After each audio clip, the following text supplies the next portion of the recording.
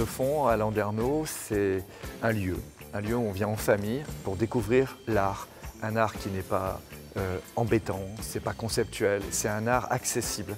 Il faut vraiment que l'art puisse parler au public et notre ego est satisfait si le public y revient.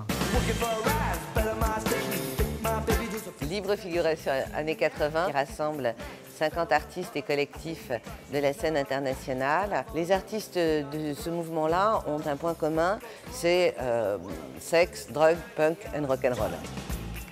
Ils écoutent de la musique toute la journée. Et puis aussi donc, la BD, le Cerne Noir, que l'on retrouve de manière absolument constante. C'est le contour de toutes les formes qui sont dessinées par ces artistes et qui vont être ensuite remplies par la couleur, comme on remplit les personnages et les acteurs des bandes dessinées. Ces artistes, ils sont très jeunes.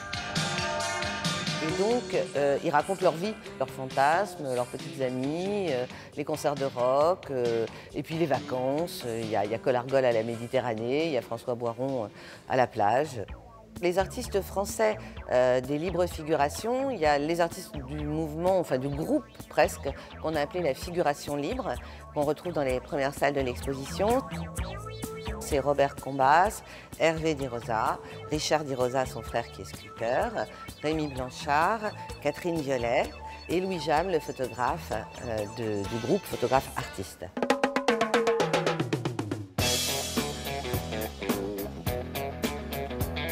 Donc pour la scène américaine, on a véritablement les très grandes stars. Sex and drugs and rock and roll.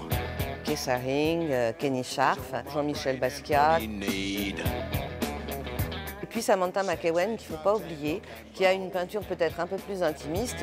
Il y a notamment une photo de Zhang Guangxi, ce photographe chinois, qui montre Basquiat dans son atelier au travail. On le voit au sol, marchant sur ses toiles avec les traces de pas, avec des tas de choses posées partout.